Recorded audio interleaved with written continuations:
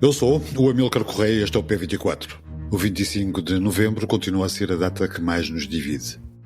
Aquilo que eu chamo a partição das Forças Armadas soube responder, de facto, ao apelo lançado por aqueles que energicamente souberam tomar uma posição e quiseram, a todo o custo, salvaguardar os futuros da Revolução Portuguesa. A 25 de novembro de 1975, forças militares antagónicas defrontaram-se no terreno com a vitória do chamado Grupo dos Nove, a ala moderada do Movimento das Forças Armadas, MFA, cujo ideólogo era Melo Antunes, que ouvimos na abertura deste episódio e do qual também fazia parte Vasco Lourenço. O presidente Costa Gomes, Ramalhianes e Jaime Neves são outros nomes associados a este evento que consolida a democracia e põe termo ao processo revolucionário em curso, o famoso PREC. Como não se cansa de dizer o historiador Pacheco Pereira, o 25 de Abril não tem qualquer comparação com o 25 de Novembro. O 25 de Abril foi uma data fundadora que acabou com 48 anos de ditadura e com 3 guerras coloniais, diz Pacheco Pereira, enquanto o 25 de Novembro foi uma data corretora, comparável à derrota do golpe de 11 de Março, que teve o mesmo papel. Meio século depois, os partidos políticos de direita querem uma equiparação total entre a comemoração dos 50 anos do 25 de Abril e o cinquentenário do 25 de Novembro, até nos arranjos florais. Hoje a data será assinalada com uma parada militar que o Presidente da República, Marcelo Rebelo de Sousa, classificou como um regresso ao passado e uma sessão que dividirá a meio as bancadas parlamentares. Convidado deste episódio, Filipe Garcia, jornalista do Lusa, que publicou recentemente a breve história do 25 de novembro, diz que esta é uma história, uma operação que não se resume a um dia e que tão pouco é simples de contar. Mas é isso que Filipe Garcia vai fazer. Bem-vindos ao P24, o seu dia começa aqui. Bem-vindo a este P24 para falarmos do 25 de novembro, 50 anos depois destes acontecimentos que tanto dividem o país, e acabas de lançar breve história do 25 de novembro. Como é que interpretas o que passou nesse dia em 1975? Olha, Amílcar, primeiro, obrigado pelo convite, é um prazer estar aqui à conversa contigo. Como é que eu interpreto o que se passou no 25 de novembro? O 25 de novembro é o culminar de para usar uma metáfora fácil de perceber, aquilo é o culminar de um braço de ferro que vinha a acontecer, sobretudo desde o verão.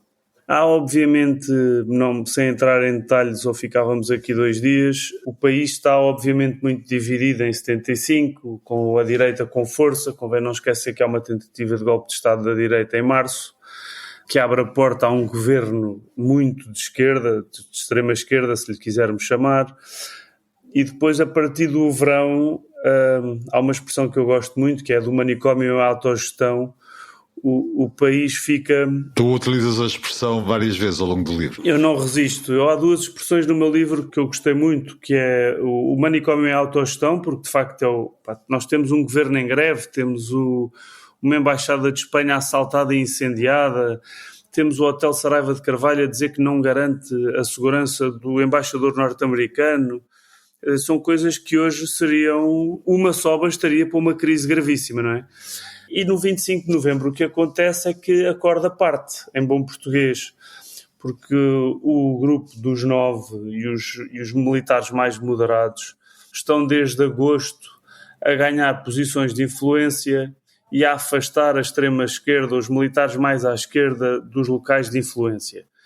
E há 2 pontos que para mim são decisivos. Aliás, está no meu livro, um dos 9 diz que o verdadeiro golpe é aí. A 5 de setembro há uma assembleia em Tancos, onde redefinem o Conselho da Revolução, e dos mais radicais, por assim dizer, embora a figura seja muito interessante e eu não gosto de o colar assim com esse autocolante, sobra o Otelo. A extrema-esquerda estava a perder muito poder. E depois há provocações que hoje, olhando para trás, se percebe que não iriam passar incómodos. O chefe de Estado da Força Aérea decide mandar 1.500 paraquedistas para a reserva. É evidente que eles iam reagir, não é? E reagiram. Naquele dia saem, ocupam as bases e os 9 estavam preparados para controlar qualquer levantamento que existisse, fosse da extrema-esquerda ou da extrema-direita. Os 9 tinham o plano feito sem saber, também está no meu livro, e está em vários livros, não é uma revelação, as pessoas, embora não tenham bem a noção, quer dizer, o grupo dos 9, quando começa a planear, a fazer o seu plano, não sabe quem é que vai enfrentar. Dá como adquirido que vai ter de enfrentar alguém, para manter o país no caminho de uma democracia europeia. É o melhor termo que eu consigo encontrar. Este grupo dos 9 era constituído por quem? E na tua opinião, foi este grupo o grande vencedor do que aconteceu nesse dia, 25 de novembro? Eu imagino que a gente chegue lá na conversa, mas o grupo dos 9 tem um político de pleno direito, que é o Ernesto Melo Antunes, que é o autor do documento. O redator do documento. Exato. E o grande intelectual do grupo, é a grande cabeça daquele grupo, sem desprimor pelos outros, até porque eu devo dizer que tive o prazer de entrevistar 2 deles agora, recentemente, e o Rodrigo Sousa e Castro é uma cabeça muito interessante, pensa de uma maneira muito interessante, passo o elogio, até porque me apresentou o livro, mas enfim, foi um prazer. O grupo dos 9 tem conselheiros de revolução, tem os militares mais influentes do país, tem o líder da região militar norte, tem o líder da região militar do centro, tem o sul, e tinha o Vasco Lourenço, que na noite de 24 para 25 iria ficar no comando da região militar de Lisboa. No lugar do hotel foi a última provocação. Os paraquedistas tinham sido passados à reserva e estavam-se a preparar para afastar o hotel da região militar de Lisboa, sendo que o hotel uns dias antes até se tinha oferecido para acolher, entre aspas, os paraquedistas. A influência dos 9 é tanta que estão sempre muito próximas do PS. O Mário Soares reúne frequentemente com os 9, está nas tomadas de decisão, não sendo militar, estava ali o braço político dos 9 e, portanto, no dia 25 de novembro, à parte da influência militar, também são os 9, que ao lado do presidente Costa Gomes, esse para mim uma figura, talvez a figura, eu não gosto de afirmações absolutas, sobretudo quando o tema é tão complexo como é este dia, mas eu depois desta minha investigação, eu acho que o Costa Gomes é a figura decisiva nisto. Há ali um malabarismo no dia 25 e para não me dispersar, no dia 25 de manhã os 9 estão lá preparados e dizem ao Presidente: nós temos um plano, e são claramente os vencedores do dia, não há outros. O teu livro relata estes acontecimentos todos que precedem o 25 de novembro e fala de uma guerra civil que esteve iminente, não é? Temos os moderados ao centro. Quem é que liderava os outros campos em combate? É engraçado porque à direita há sempre a figura do general Spínola. É obviamente a figura aglomeradora em Espanha da direita, que depois tinha cá o MDLP, o ELP, que eram os partidos, por assim dizer, que se movimentavam no terreno, mas há uma figura.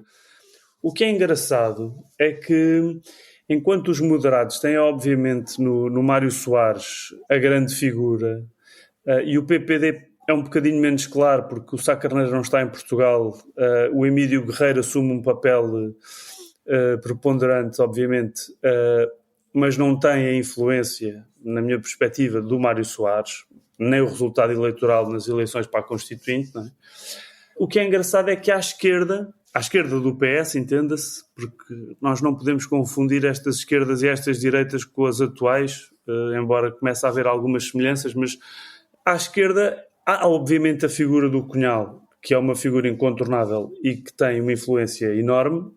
Há o Hotel, que é da mesma forma incontornável e extremamente influente, mas que a sensação com que se fica é que ele nunca quis verdadeiramente usar o poder que tinha. No dia 25, culpa-se o PCP, culpa-se o Hotel, culpam-se vários outros militares que são menos conhecidos das pessoas hoje, passados 50 anos, mas que na altura tinham muita influência. E eu olho para o dia 25, depois de ter feito o livro, e eu acho que se o Hotel tivesse outro feitio e o Álvaro Cunhal tivesse tido outro feitio, fosse 25 de novembro, fosse no início de outubro, quando no Porto, porque as pessoas esquecem-se que no Porto houve um momento de grande tensão no início de outubro, quando um dos 9 acaba com uma unidade que se chamava SICAP, e esse SICAP é acolhido por uma unidade que se chamava RASP e que está cheio de um grupo radical, que eram os Soldados Unidos Vencerão, que estavam lá e que ficam dentro do quartel, esses sim, à bruta, com barricadas, sem deixar entrar, com confrontos à porta. No dia 25 não há confrontos, sem ser na ajuda. Os líderes da esquerda, o Álvaro Cunhal, eu não tenho não há um sinal de que ele quisesse tomar o poder pela força, e o Otelo eu acho que foi gerindo dia a dia, e no dia ele não dá gás, por assim dizer, à sublevação dos paraquedistas. Há um pormenor muito engraçado. No dia 25, o presidente Costa Gomes tem os 9 no Palácio de Belém, chama os conselheiros da Revolução todos para lá. Alguns, passa piada, também para saber de que lado é que estavam, se estavam com os sublevados ou se estavam alinhados para manter a ordem para tentar manter a ordem no país. Há um pormenor engraçado que é o presidente Costa Gomes só declara o estado de sítio e só deixa o plano dos 9 arrancar depois de ouvir o Otelo, Saraiva de Carvalho e o Álvaro Cunhal. É evidente que ninguém ouviu essas duas conversas. Até há quem diga que ele só chamou o Álvaro Cunhal e que nem falou com o Álvaro Cunhal. O Álvaro Cunhal teve reuniões com o Ernesto Melo Antunes uns dias antes, embora tenha negado sempre o encontro. Todas as outras pessoas dizem que o encontro aconteceu. Eu, no meu livro, tenho uma pessoa extremamente bem informada na altura, que era o Coronel Matos Gomes, a dizer que o Cunhal também foi reunir com o Otelo a sós para garantirem precisamente que ninguém queria um conflito armado. É evidente que esses eram os dois líderes da esquerda. Se ponderaram tomar o poder à força, genuinamente não sei. Não acreditas nessa hipótese? Não é uma questão de não acreditar. A minha dúvida é quem é que naquele ano não ponderou. Que o Cónigo Melo, em 2000, dá uma entrevista ao Público em que diz, num especial ótimo que o Público fez sobre o 25 de novembro, em que diz: nós estávamos na Galiza preparados para fazer um golpe de Estado, para tomar o poder. Se o PCP quisesse ter tomado o poder de assalto, no dia 12 de novembro está a Assembleia da República cercada, com deputados e governo lá dentro.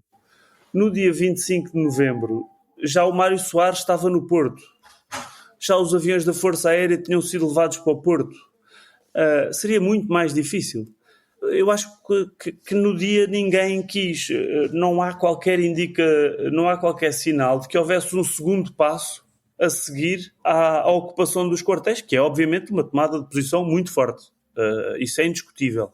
Agora, se queriam tomar o poder, eu acho que os 9 não tinham um plano ofensivo. O PCP tinha planos para marcar a posição, mas não se lhes conhece um plano para tomar o poder. A extrema-esquerda mal tinha um líder.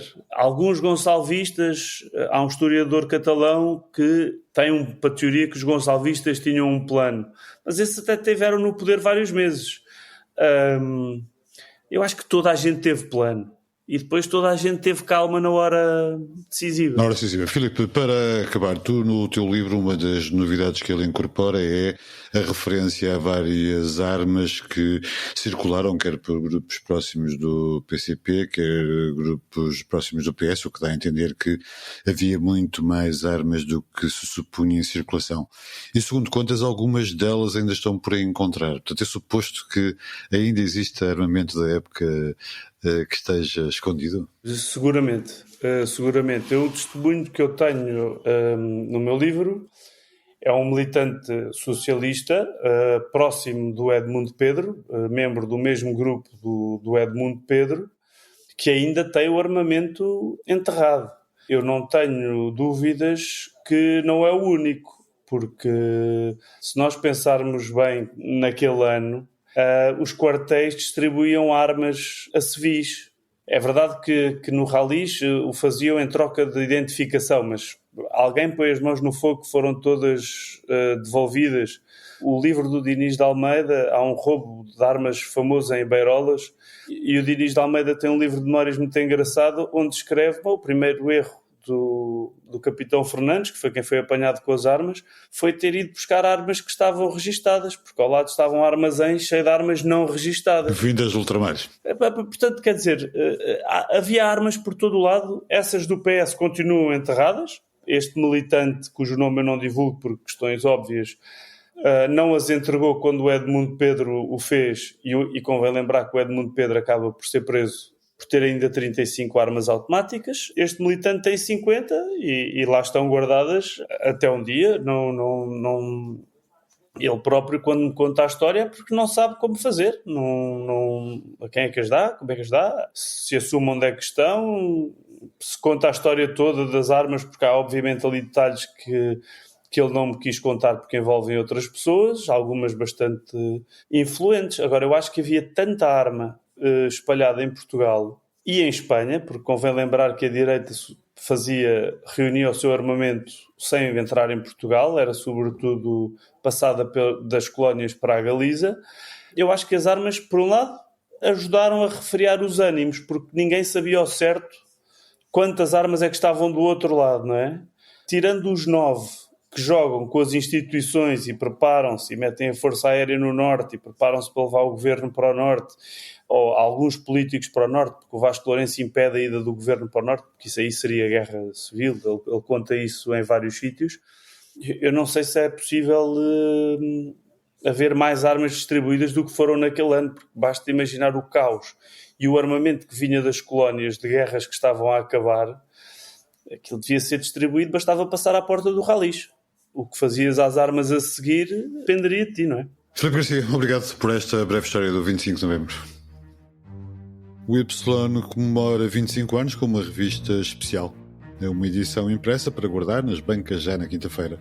Nas suas páginas estão as nossas 50 apostas para as artes portuguesas, 25 fotografias memoráveis do nosso arquivo e muitos outros temas. Não perca, e já sabe que também pode ler tudo em público.pt. Obrigado por ouvir o P24. Voltamos amanhã. Para não perder os novos episódios, subscreva este podcast do Público na sua aplicação preferida. Para além deste programa, há mais para descobrir em público.pt/podcasts. O Público fica no ouvido.